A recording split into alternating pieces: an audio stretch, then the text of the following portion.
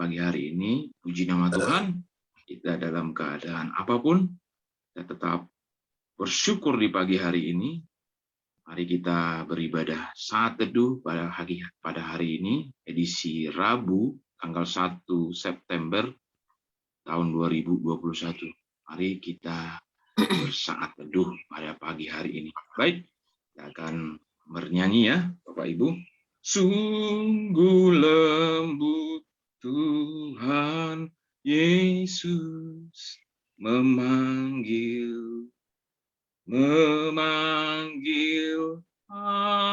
aku dan kau. Lihat dia prihatin menunggu aku dan kau. Hai mari datanglah, kau yang lelah, mari datanglah. Sungguh lembut Tuhan Yesus memanggil, kau yang sesat, marilah. Mari kita satu di dalam doa. Ya Allah, Bapa kami yang di surga, Bapa yang Maha Kasih, Bapa yang memperhatikan kehidupan kami, dari istirahat kami telah bangun. Saat hari ini, di pagi hari ini, kami meluangkan waktu, memberikan hati dan pikiran kami untuk fokus merenungkan dan membaca firman-Mu di pagi hari. Urapi juga hamba-Mu, Pendeta Brahmana, yang akan memaparkan kebenaran firman Tuhan, firman-Mu ya dan amin kepada kami. Beri juga kami ya Tuhan, hati seorang murid seperti murid-murid Tuhan yang duduk di kakinya untuk mendengarkan Engkau berfirman ya Bapa.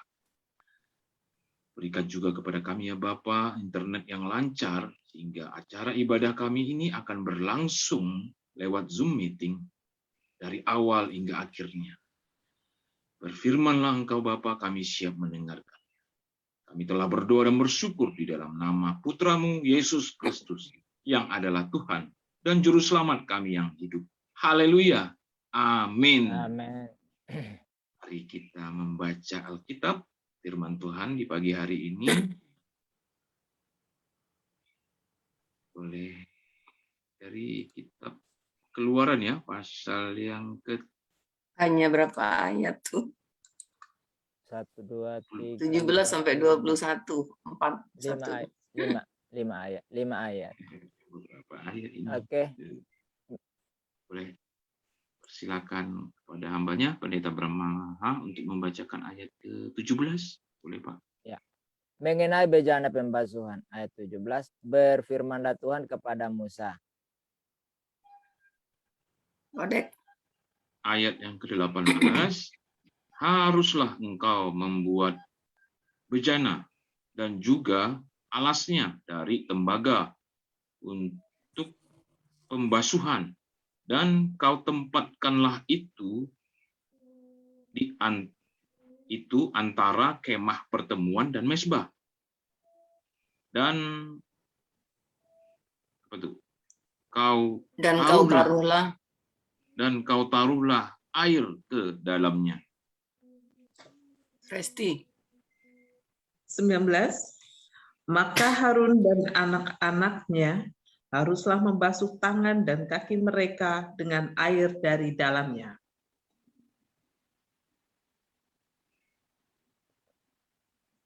Ayat 20 ya? Iya. Apabila mereka masuk ke dalam kemah pertemuan, haruslah mereka membasuh tangan dan kaki dengan air, supaya mereka jangan mati. Demikian juga, apabila mereka datang ke mezbah itu untuk menyelenggarakan kebaktian dan untuk membayar korban api-apian bagi Tuhan. Ayat 21, haruslah mereka membasuh tangan dan kaki mereka supaya mereka jangan mati. Itulah yang harus menjadi ketetapan bagi mereka untuk selama-lamanya, bagi dia dan bagi keturunannya turun-temurun. Amin. Amin. Puji nama Tuhan. Terima kasih Bu Maya, Pak Pendeta Bram, Bu Presti yang telah bersama-sama bergantian untuk membacakan dari ayat 17 ya, hingga ayat yang ke-21 ini. Baik, saatnya selama 3 menit, mari kita berdiam diri. Kita akan merenungkan kembali firman Tuhan yang kita dengarkan ini. Untuk itu kita minta, dalam perenungan kita, minta pimpinan dan tuntunan Roh Kudus dalam kita merenungkannya, sehingga kita makin memahami dan memaknai firman Tuhan yang kita renungkan ini ya. Nanti kita kembali ya Bapak Ibu, dan jam 5 lewat 12 ya Bapak Ibu, kita akan mendengarkan penyampaian rema dan ulasannya akan dibawakan oleh hambanya Pendeta Bram Manala. Silakan Bapak Ibu dan Saudari, mari kita berdiam diri untuk merenungkan firman Tuhan selama 3 menit.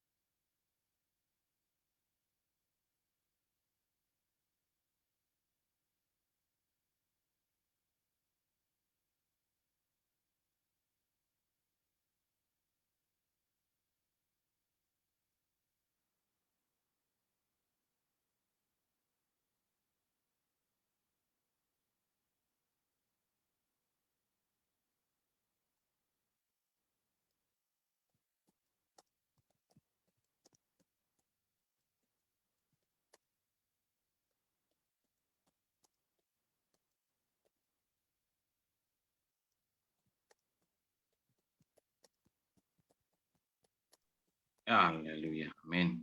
Sudah 3 menit ya, kita merenungkan firman Tuhan tadi, Keluaran pasal 30 ayat 17 hingga ayat yang ke-21.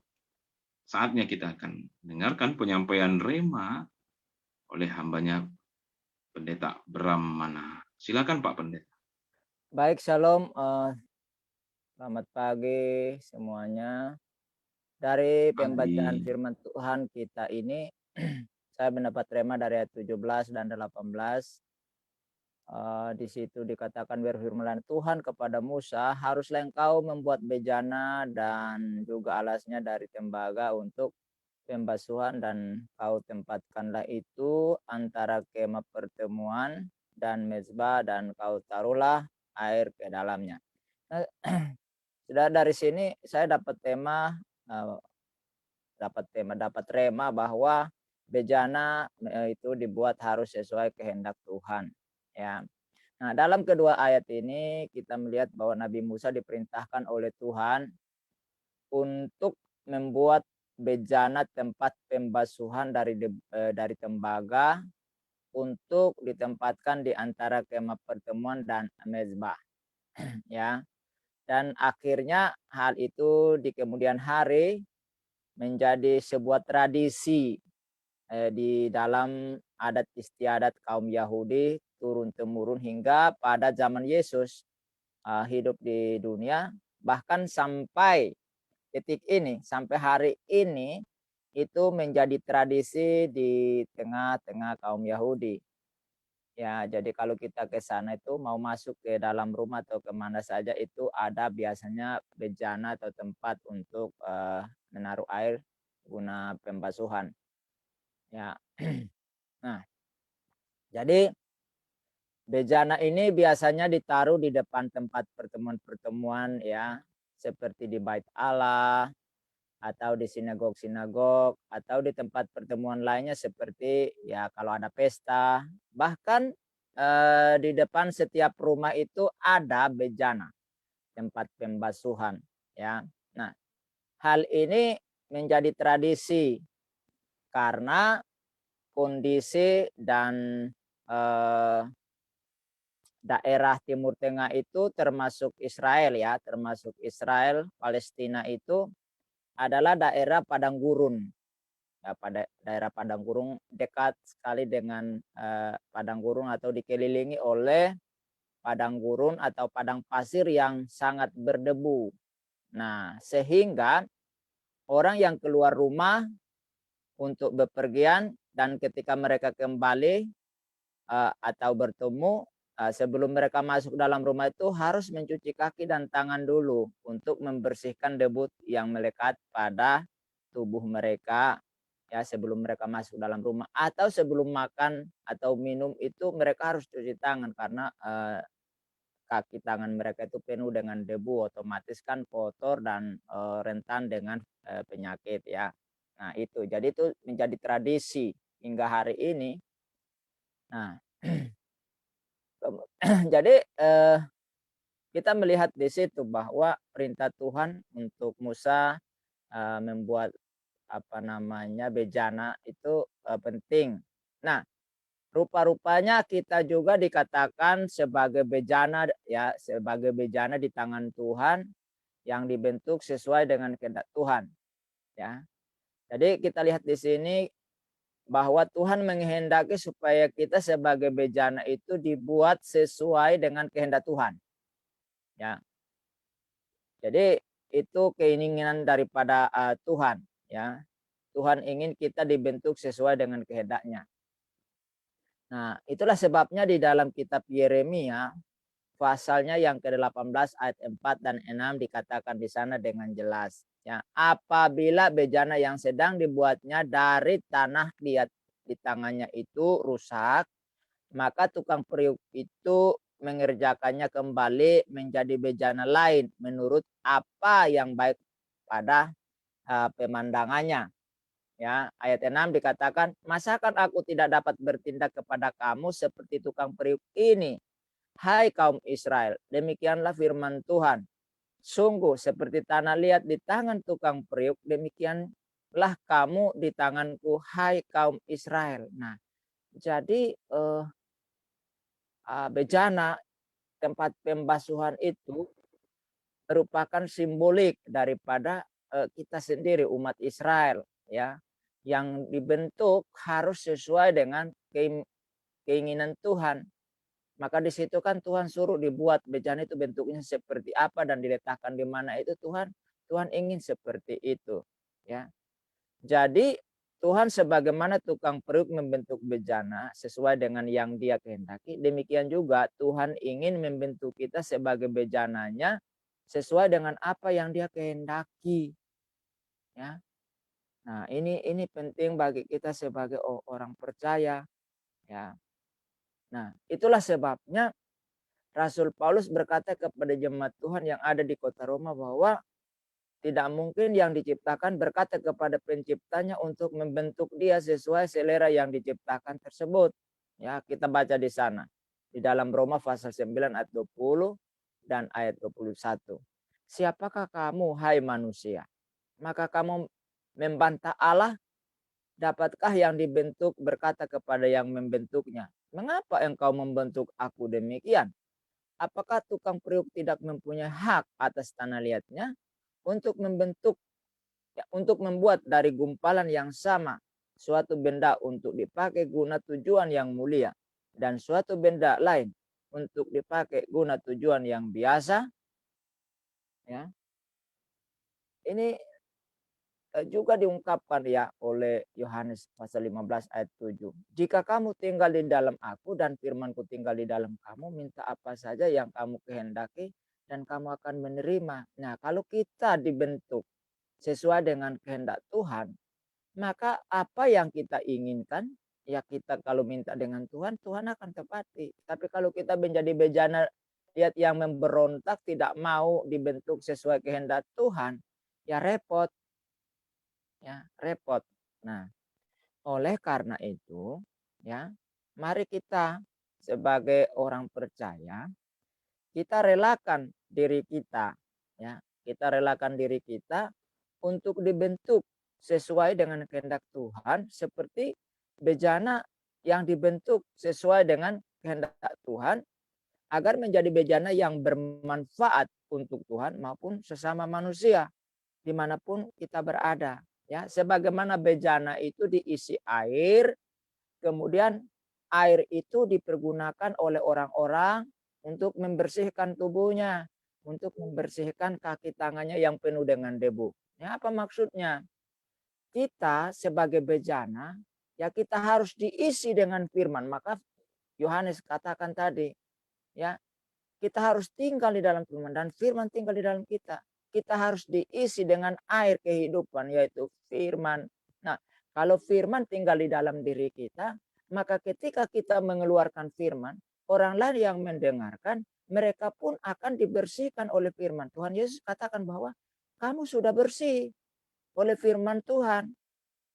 Ya, jadi kamu tidak perlu lagi dibasuh semua, cukup kakimu saja yang ada debunya.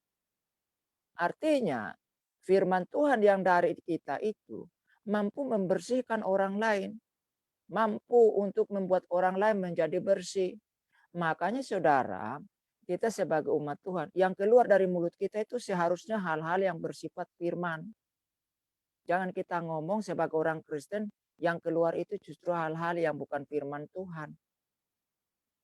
Kalau orang yang dipenuhi dengan firman Tuhan, yang mengisi hidupnya dengan firman Tuhan terus, maka setiap perkataannya pasti mengandung firman. Setiap pikirannya pasti mengandung firman Tuhan. Cara pandangnya pasti cara pandangnya firman Tuhan. Cara mendengarnya pasti firman Tuhan, sesuai firman Tuhan. Nah, ini penting bagi kita. Jadi kita sebagai bejana harus diisi dengan air kehidupan yaitu firman. Selain daripada air kehidupan yang adalah firman, air kehidupan yang lain yang memancarkan air terus-menerus yaitu Roh Kudus. Kita harus punya Roh Kudus. Kita harus diisi dengan Roh Kudus. Sehingga itu akan terpancar keluar dan menjadi berkat bagi orang lain. Ya. Kalau kita sebagai bejana tidak diisi dengan firman Tuhan, terus ya kita akan penuh dengan debu. Kita akan penuh dengan kotoran. Nah, kalau kita penuh dengan kotoran, maka yang keluar adalah hal-hal yang bersifat najis, hal-hal yang bersifat kotor, hal-hal yang tidak menjadi berkat gitu bagi orang lain. Nah, jadi kita harus siap untuk dibentuk supaya diisi dengan bejana, diisi dengan air yaitu firman Tuhan. Sehingga apa firman itu akan dapat menolong diri kita untuk bersih, menyejukkan kita tetapi juga bermanfaat bagi orang lain. Nah, jadi hari ini saudaraku yang dikasihi Tuhan, ya, marilah kita menjadi bejana-bejana yang dibentuk sesuai kehendak Tuhan dan biarlah kita diisi dengan firman. Maka kita tiap pagi di sini untuk mengisi diri kita dengan firman itu, dengan air kehidupan itu. Sehingga apa? Ketika kita berbicara, ya kita jadi berkat. Ya, seperti tadi malam kan kita ngomong-ngomong, tahu-taunya ada yang datang dengan air yang lain, ya jadi air yang lain harus dibuang. Ibu Lin yang buang, ya kan, daripada mencemarkan, nah dibuang aja. Bejana-bejana yang gak berguna begitu ya dibuang saja. Nah, firman Tuhan juga bilang kan, kalau ada orang kayak gitu diusir aja dari jemaat, gitu kan. Nah boleh dong kita dempak kalau enggak jadi berkat daripada mencemarkan yang lain. Nah gitu ya. Jadi rema yang saya dapatkan pagi hari ini adalah marilah kita menjadi bejana ya yang dibentuk sesuai dengan kehendak Tuhan. Lalu sudah sesuai dengan kehendak Tuhan, maka ditempatkan antara kemah pertemuan dengan mezbah agar setiap orang yang datang untuk ke kemah pertemuan dan ingin membakar mezbah ya di atas, membakar korban di atas mezbah, sebelumnya harus membersihkan diri dari bejana itu dengan firman Tuhan agar mereka bisa mempersembahkan sesuatu dengan baik kepada Tuhan. Ya, itu yang saya bisa dapatkan dan saya bagikan kepada kita, kiranya menjadi berkat dan mendorong kita untuk menyediakan diri kita dibentuk seperti yang Tuhan mau, sehingga bermanfaat bagi Tuhan dan bermanfaat bagi sesama manusia. Ya, silakan teman-teman yang ingin untuk berbagi dari kebenaran firman Tuhan, untuk kita sekalian silakan untuk berbagi. Tuhan berkati. Shalom. Ya, saya di ayat ini ya, di ayat 20. Apabila mereka masuk ke kemah pertemuan, haruslah mereka membasuh tangan dan kaki dengan air, supaya mereka jangan mati. Jadi kelihatannya sederhana ya, mereka harus membasuh tangan dan kaki, kalau tidak mereka pasti mati. Jadi betapa seriusnya masalah ini di hadapan Tuhan. Membasuh tangan dan kaki dengan air. Bahkan sampai hari ini saya melihat ini gereja di dekat tempat tinggal saya, itu saya lihat disediakan air. Itu bukan karena air seperti zaman sekarang karena ada COVID harus cuci tangan pakai hand sanitizer, bukan itu, tetapi dari sudah lama saya melihat mereka menyediakan air. Tetapi sayangnya itu hanya sebatas ritual ya.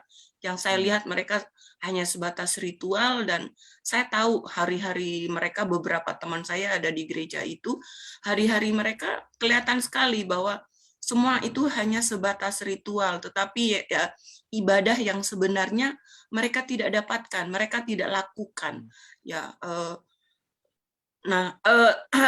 untungnya kita bersyukur ya bahwa kita tidak lagi melakukan hal seperti itu. Tadi seperti Om Bram katakan bahwa kamu memang sudah bersih, oleh karena kamu memang sudah bersih karena firman yang telah kukatakan kepadamu. Nah, ini juga betapa dahsyatnya kekuatan firman ya, bahwa firman itu bisa membersihkan kita, dosa kita. Oleh karena firman kita diselamatkan.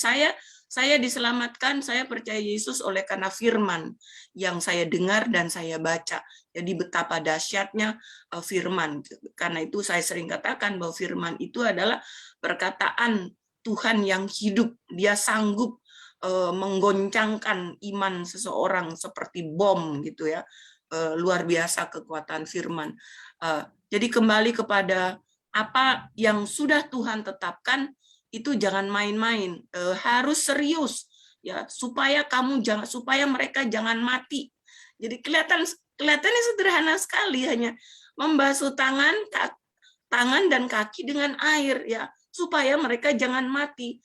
Tetapi kita lihat ya bahwa bangsa Israel gagal sebetulnya mereka mengikuti perintah Tuhan. Mereka selalu berpaling kepada ilah lain. Betapa mereka sering gitu ya dibuang ke negara lain, mereka diserbu oleh negara-negara lain oleh karena ketidaktaatan mereka kepada Tuhan. Jadi Tuhan tidak main-main. Kalau Tuhan sudah berfirman maka lakukan. Tuhan kita memang Tuhan yang Rahman dan Rahim. Tuhan kita adalah yang rahmatan lil alamin, tetapi ketika kita bermain-main, kita tidak sungguh-sungguh, kita bahkan berpaling kepada ilah lain, maka urusannya adalah maut, binasa selama-lamanya. Ya, tetapi ketika kita percaya, maka Tuhan kasih kita yaitu roh penolong. Mengapa ada banyak orang tidak bisa merasakan roh penolong di dalam hidupnya? Karena mereka itu tadi, mereka main-main dalam hidupnya. Mereka tidak sungguh-sungguh, mereka hanya menjadi orang beragama. Mereka hanya orang beragama, mereka ke gereja hanya ritual, tetapi inti dari ibadah yang mereka lakukan mereka tidak dapatkan. Mereka tidak mengalami Tuhan yang hidup. Nah, Tuhan yang hidup yang harus dialami inilah yang membuat orang itu berani kehilangan harta warisannya. Kalau kamu nggak kembali ke agama yang lalu, kamu nggak akan dapat warisan. Kita berani berkatakan, nggak apa-apa, aku nggak dapat warisan, nggak apa-apa. Yang penting aku ikut Tuhan Yesus. Nah, jadi betapa besarnya kuasa Tuhan yang bekerja.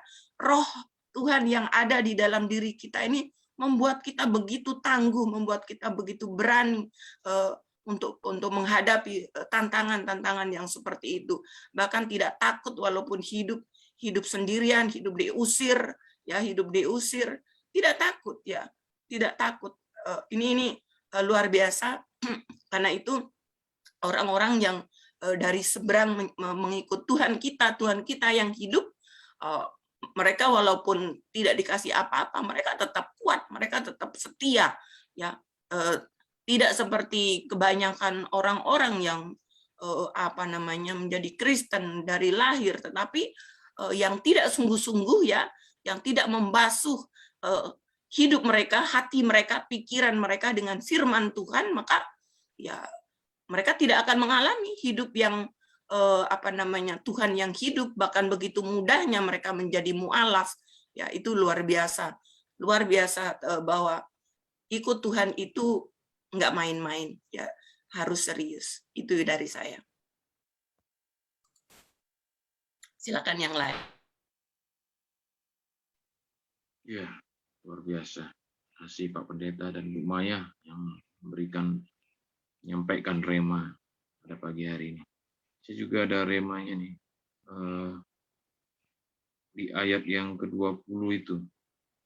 Apabila mereka masuk ke dalam kemah pertemuan, haruslah mereka membasuh tangan, kaki dengan air, supaya mereka jangan mati. Demikianlah juga apabila mereka datang ke mezbah itu untuk menyelenggarakan kebaktian dan untuk membakar korban api-apian bagi Tuhan. Tadi Pak Pendeta dan Bu Maya sudah mengulas juga ini tentang mengapa pentingnya akan hidup bersih. Jadi memang ya benar ya, tadi Pak Pendeta juga jelasin.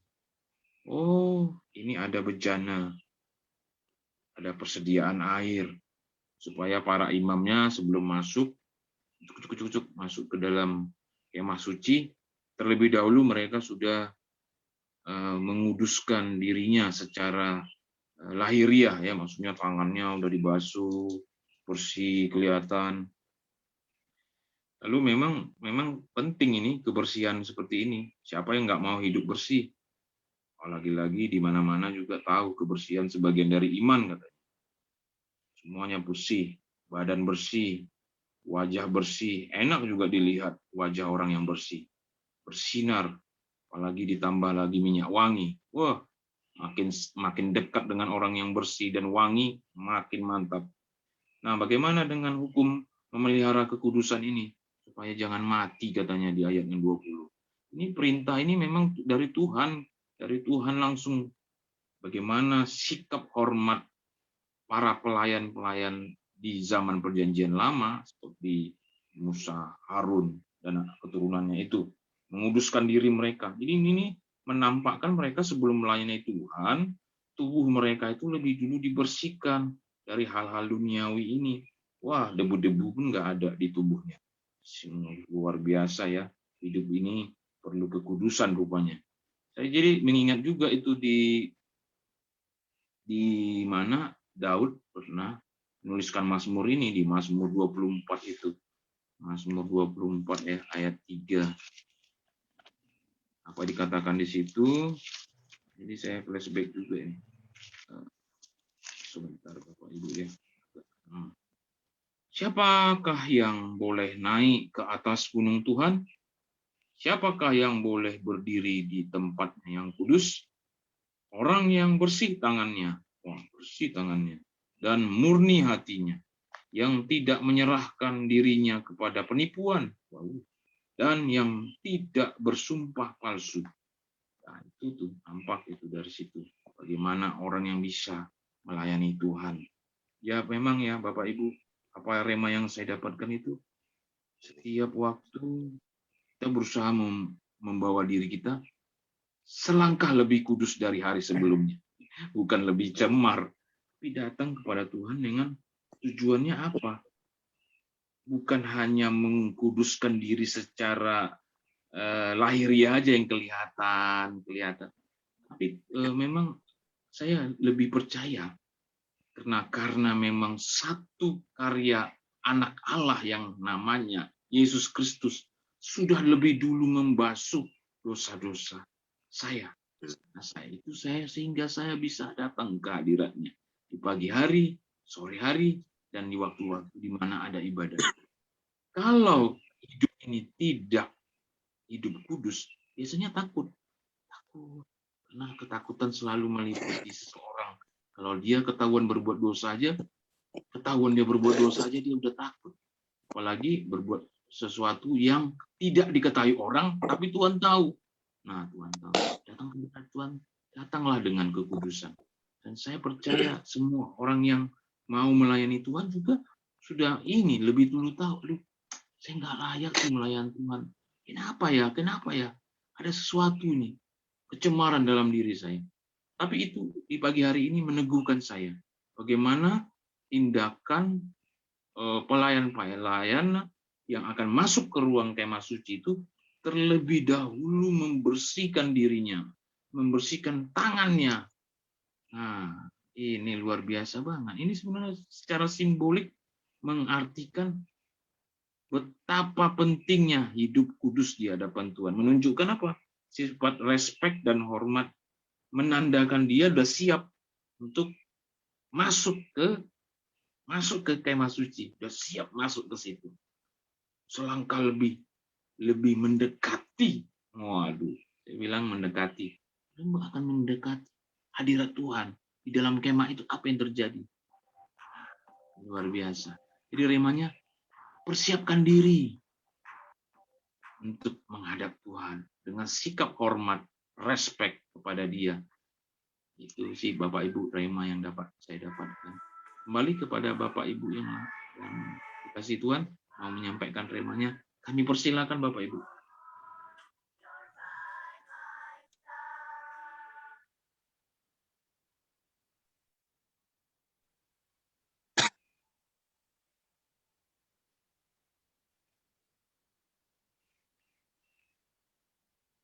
Pembacaannya dari Shalom. Shalom. Iya.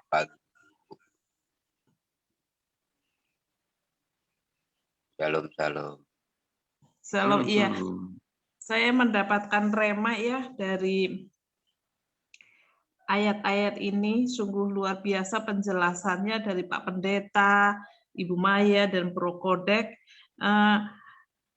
Semakin dikuatkan saya di sini bahwa pagi hari ini kita kecuali percaya, diperlukan untuk percaya kepada Tuhan, kita dituntut juga untuk hidup kudus. Karena pembasuhan tangan dan kaki itu simbol dari pembersihan diri dari kehidupan dosa. Jadi kita benar-benar menjalani kehidupan ini dituntut kekudusan, apalagi untuk hamba-hamba Tuhan sebelum melakukan ibadah.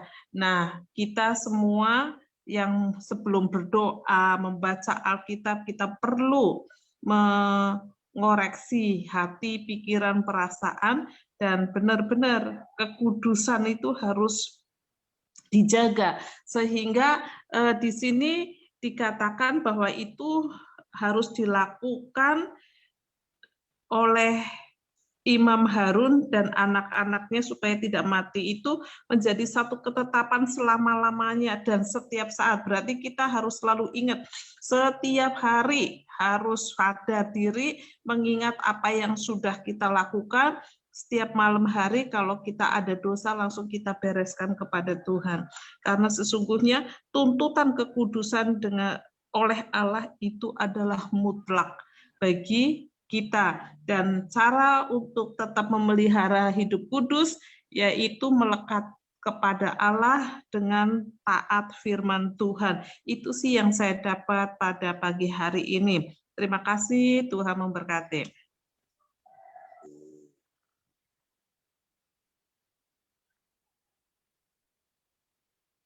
Iya, luar biasa. Terima kasih, Bu Esti. Kita masih memiliki waktu yang banyak, cukup banyak ya Bapak Ibu. Mau menyampaikan remanya, persilakan.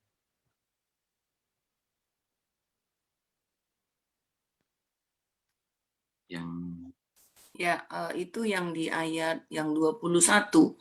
Itu kembali tentang membasuh kaki itu diingatkan. Haruslah mereka membasuh tangan dan kaki mereka supaya mereka jangan mati. Jadi ini betapa seriusnya perintah Tuhan ini yang harus menjadi ketetapan bagi mereka untuk selama-lamanya, bagi dia dan bagi keturunannya turun-temurun. Nah, kita lihat bahwa untuk ini kan urusan untuk masuk kepada kemah suci ya, untuk masuk bait Allah lah, untuk tempat ibadah mereka. Tetapi Tuhan tempat ibadah mereka sudah tidak ada lagi, sudah dihancurkan setelah penyaliban Yesus tahun 70 itu ya. Nah, itu menurut saya itu adalah sebuah teguran yang sangat keras ya. Teguran yang sangat keras, yang sangat serius, sehingga sampai hari ini mereka tidak punya tempat untuk beribadah. Bagaimana mereka mau beribadah? Tidak ada lagi tempat bagi mereka. Tidak ada lagi tempat untuk membasuh kaki dan tangan mereka. Harusnya ini menjadi pertanyaan bagi Israel ya, yang mendapatkan perintah langsung dari Tuhan melalui Musa, tetapi apa yang biasa mereka lakukan dari mulai zaman Musa itu tidak ada lagi. Nah, ada enggak tuh berapa orang dari mereka yang sudah sadar mengapa Tuhan ini terjadi? Mengapa kita tidak ada lagi tempat untuk beribadah? Mereka punya kemampuan untuk membangun bait suci mereka, sangat bisa mereka. Israel sangat bisa, punya kemampuan, dana mereka pasti cukup. Tapi rupanya ada hal-hal lain yang menghalangi mereka untuk membangun itu. Nah, di situ mereka harusnya bertanya, Tuhan kenapa? Mereka harus bertanya, tanya kepada Tuhan, karena orang yang bertanya itu pasti akan mendapatkan jawaban. Diberkatilah orang yang haus dan lapar akan kebenaran, karena mereka akan dipuaskan. Itu di Matius 5 ya. Saya termasuk orang yang bertanya tentang Tuhan dulu. Tuhan, mana nih yang benar? Tuhannya orang Islam apa Tuhannya orang Kristen? Saya bertanya betul itu, karena kenapa? Karena ada ajaran di Islam itu bahwa setan itu adalah musuh utama mereka gitu loh. Tetapi malam itu saya mendengar salah satu orang yang mengatakan bahwa musuh utama manusia itu musuh orang Kristen itu bukan manusia tapi setan. Wah, itu rasanya seperti bom ya. Loh, kok bisa dua-duanya sama? Nah, sejak saat itulah saya bertanya. Dan firman Tuhan katakan tadi ya, diberkatilah orang yang haus dan lapar akan kebenaran, karena mereka akan dipuaskan gitu. Nah, ini orang-orang Israel harus bertanya kepada Tuhan, Tuhan kenapa ini terjadi? Tuhan kenapa? Nah, kalau mereka terus mencari, mereka pasti akan mendapatkan. Apalagi kepada Israel ya, yang adalah orang pilihan Tuhan. Sekarang ini Tuhan itu sudah menyelamatkan orang-orang di luar Israel. Ya, begitu banyak orang-orang dari negara-negara yang justru memberlakukan syariat Islam, orang-orang yang di mana mereka untuk menjadi pengikut Yesus itu luar biasa susahnya, tetapi justru disitulah banyak terjadi pertobatan. Artinya apa? Artinya bahwa Tuhan Yesus itu adalah Tuhan yang hidup, Tuhan yang Tuhan yang hidup, Tuhan yang punya kuasa. Ya, Tuhan yang punya kuasa. Para ustadz aja kebingungan, kenapa ini yang menjadi murtad?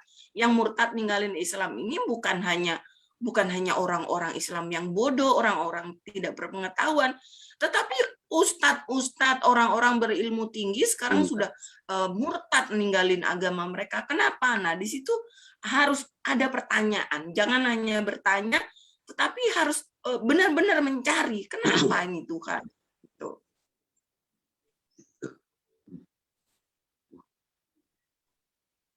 Pak Dani, silakan Pak Dani. Silakan.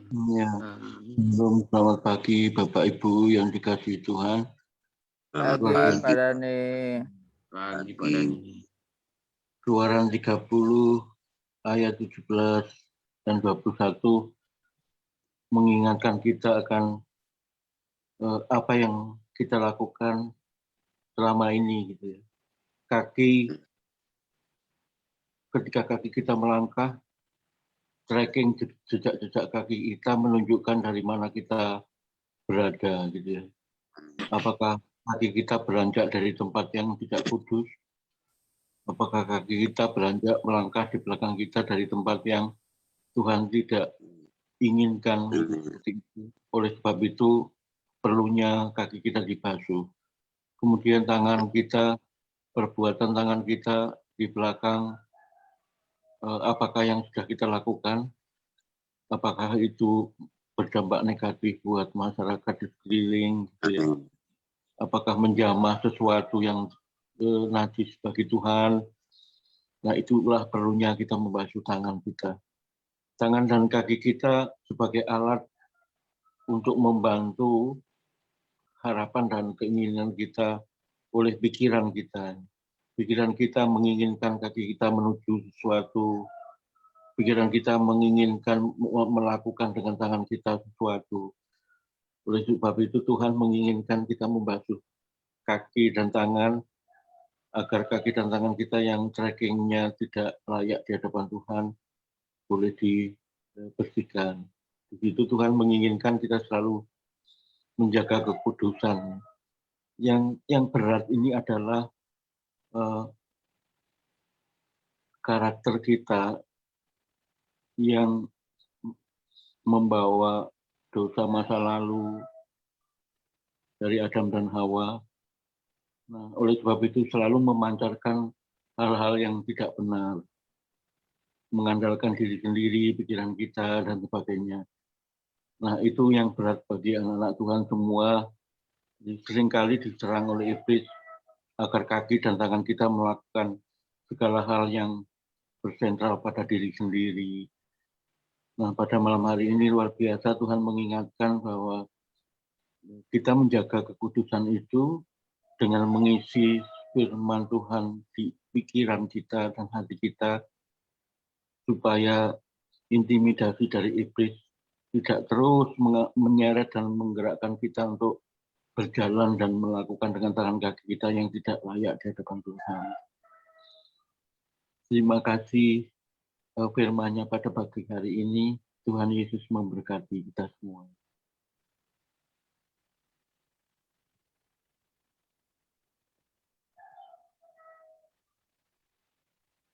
Shalom, selamat pagi. Pagi Pak. Luar biasa untuk renungannya. Saya diberkati. Nah, mengenai ayat yang ke-20, firman Tuhan mengatakan begini, apabila mereka masuk ke dalam kemah pertemuan, haruslah mereka membasuh tangan dan kaki dengan air supaya mereka jangan mati. Demikian juga apabila mereka datang ke mezbah itu untuk menyelenggarakan kebaktian dan untuk membakar korban api-apian bagi Tuhan. Nah, Bapak Ibu yang dikasihi Tuhan, saya ingat masa-masa lalu ya, seperti Ibu Maya dan yang lain-lainnya, kalau kita mau sholat masuk ke masjid tanpa membasuh kaki, artinya tanpa wudhu, itu sholat kita tidak sah. Betul ya Bu Maya ya? nggak sah sholatnya. Nah, saudara dikasih Tuhan, kalau ajaran saya dulu, kebersihan itu sebagian daripada iman. Nah, sedangkan kita, kebersihan itu adalah kewajiban. Itu ya. Karena kenapa kebersihan itu wajib buat kita? Karena di dalam firman Tuhan juga mengatakan hanya orang yang bersih tangannya dan murni hatinya yang boleh berdiri di tempat Allah yang kudus. Lalu tahirkanlah tanganmu dan sucikanlah hatimu, dan sesudah itu mendekatlah kepada Allah. Nah, saudara dikasih Tuhan kita Kristus Yesus, jadi kita bukan hanya melakukan secara lahiriah yang kita lakukan untuk datang kepada Tuhan, tetapi di situ ditekankan yang murni hatinya, yang kudus hatinya, yang bisa datang kepada Tuhan, gitu ya. Jadi persembahan yang kudus dan yang berkenan kepada Tuhan itu bukan hanya secara lahiriah, tetapi hati kita, batin kita, dan kehidupan kita, ya. Karena persembahan terpenting yang harus kita bawa untuk Tuhan ialah yaitu hidup kudus untuk kemuliaan Tuhan, karena tanpa kekudusan kita tidak bisa melihat Allah, gitu ya. Jadi di dalam iman kekristenan bukan hanya secara fisik, secara lahiriah, gitu ya, yang harus kita basuh, yang harus kita cuci, tetapi hati kita, pikiran kita, roh kita, gitu ya, itu yang Tuhan harapkan. Kalau hanya secara fisik, ya orang-orang iman masa lalu, ya seperti saya dulu, ya sehari 5 kali gitu ya, cuci muka, ya namanya wudhu gitu ya. Nah, saya percaya, nah itu mereka mengambil wudhu itu sebenarnya ya meniru dari kebiasaan orang-orang Yahudi gitu ya. Karena setiap imam, setiap orang-orang yang masuk ke bait Allah itu harus cuci tangan, cuci kaki. Nah, ini juga bagian daripada apa ya yang mereka contek dari kita gitu loh, dan sampai saat ini mereka pakai, hanya mereka taunya hanya secara lahiriah aja. Nah, kita sebagai anak-anak Tuhan, kita mari kita jaga kekudusan supaya hidup kita, iman kita berkenan kepada Tuhan. Karena tanpa kekudusan kita tidak akan berkenan kepada Tuhan. Nah, ini luar biasa. Jadi bukan hanya secara lahiriah, tapi hati, pikiran kita terdahulu yang harus kita bersihkan, yang harus kita kuduskan. Kalau hanya secara lahiriah, kita basuh tangan, cuci tangan, bahkan mandi sekalipun gitu ya, ya itu percuma saja.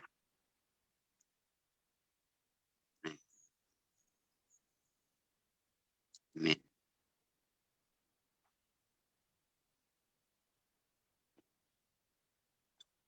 Yes, kasih Pak Dani dan Bro Dadang yang membagikan kepada kita ya, melengkapi semua ya rema di pagi hari ini.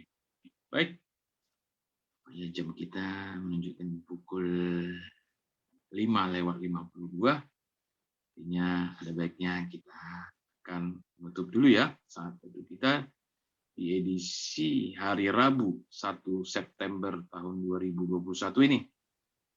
Kita akan nyanyi lagi ya. Nanti doa untuk meresponi firman Tuhan ini boleh kami minta kesediaan Pak Dani Step ya Pak, bawakan dalam doa juga kami yang di kita yang melayani Tuhan, khususnya juga untuk berdoa untuk penginjil-penginjil, pemberita-pemberita kabar baik dimanapun yang saat ini melayani Tuhan, supaya mereka memang hidup kudus di hadapan Tuhan sehingga berkenan dan menyenangkan hati Tuhan.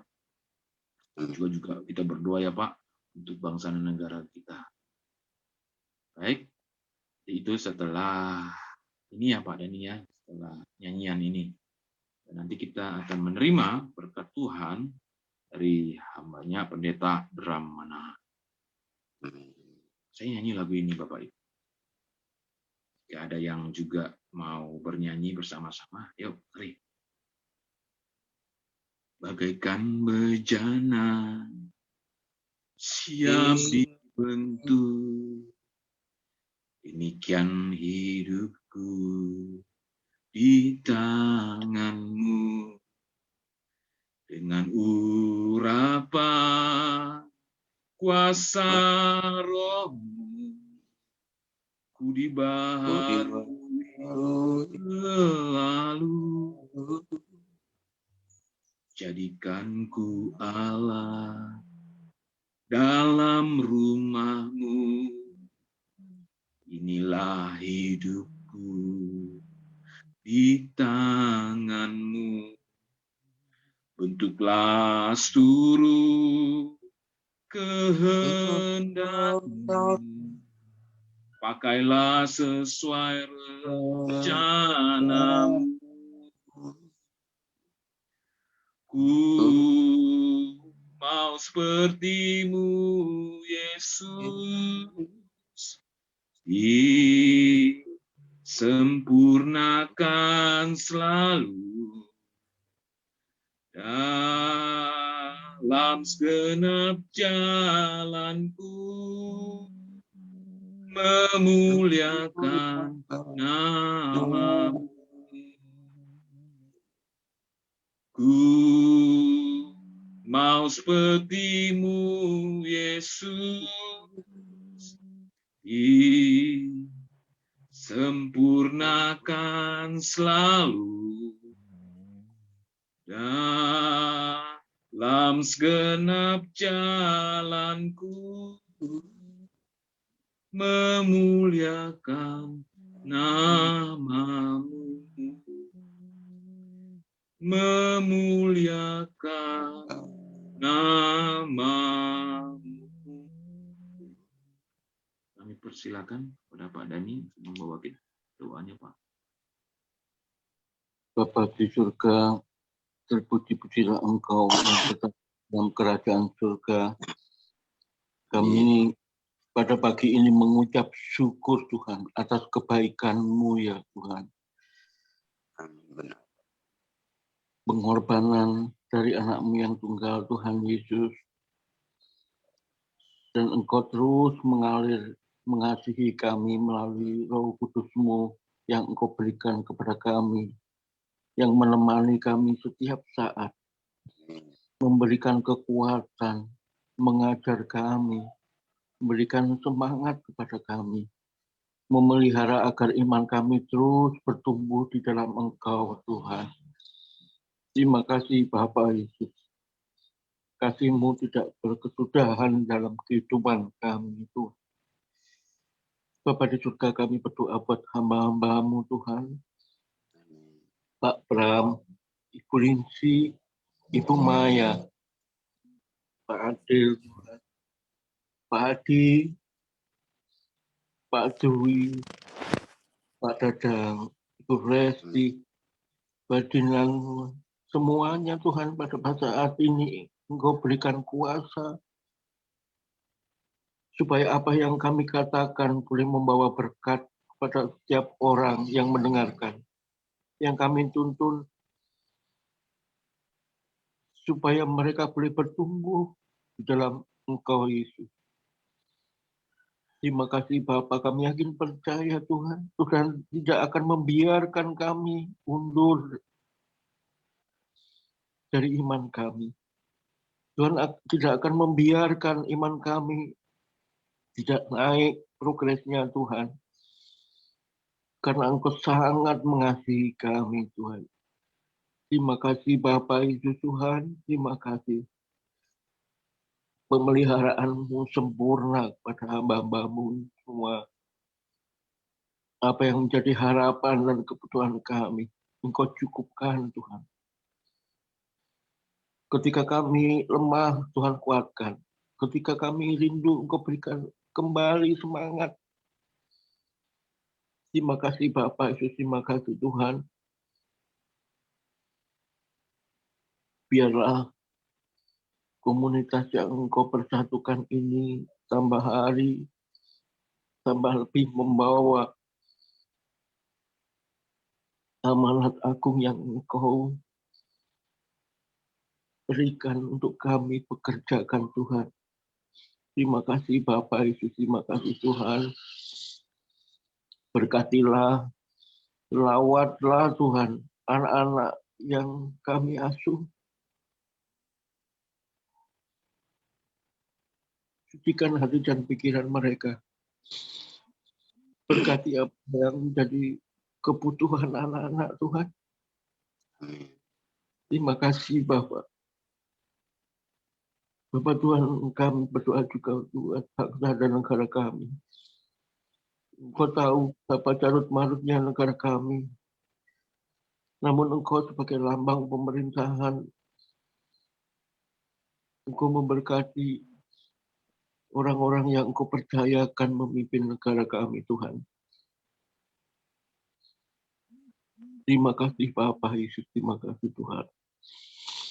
Syukur terima kasih.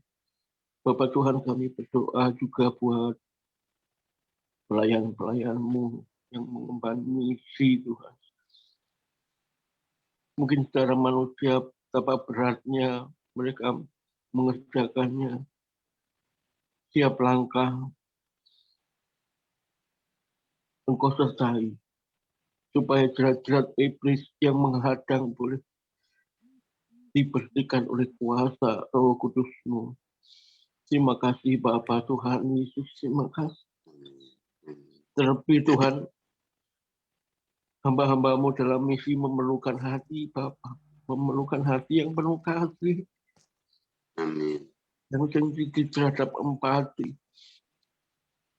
sehingga kasih kemurahan-Mu Tuhan, kehangatan kasih-Mu, kerinduan cinta-Mu Tuhan tersampaikan kepada orang-orang yang dilayani. Terima kasih Bapak Yesus, terima kasih Tuhan.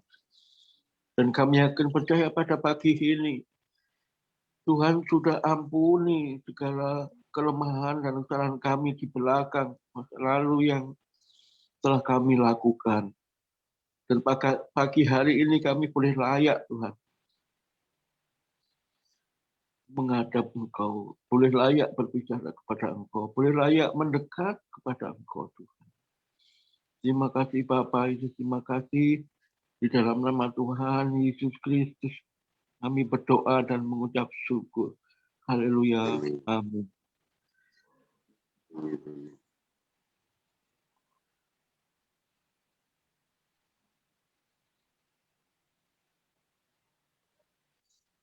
Bram. Haleluya Yesus. Biarlah anugerah dan pertolongan Allah Bapa kita, kasih mesra dari Tuhan Yesus, persekutuan dan penghiburan sukacita Roh Kudus turun dan melimpah atas hidupmu dan menuntun langkah hidup kita sepanjang hari ini bahkan selamanya. Dalam nama Tuhan Yesus Kristus. Haleluya. Amin. Selamat pagi semuanya. Amin. Selamat pagi. Amin. Selamat pagi. Pak Dani, Kodek, Resti, Ibu. Pak Dadang, Lindsay. Selamat pagi Oke. semua. Tuhan berkati. Terima kasih Bu. Pak Dani, Pak Dadang, Jadikanku Bu Maya. Allah Amin. dalam Amin. hidupku, di dalamku. Jadi gimana keadaannya Bu Maya? Hah? Gimana keadaannya di sana? Baik. Apanya? Kenapa? Itu Semuanya yang tadi baik-baik kejadian saja. tadi pagi. Iya, itu jadi sekarang ini kan sekolah-sekolah dari mulai SD, SMP, SMA itu namanya ANBK, itu apa namanya, sebuah ujian dari pemerintah yang disediakan. Jadi semua sekolah harus mempunyai komputer yang bisa online nanti. Itu kan ujiannya itu kan online. Karena itu mereka tahu sekolah-sekolah itu mempunyai komputer gitu. Nah, ini kamu sudah mandi? Sudah lah. Pagi.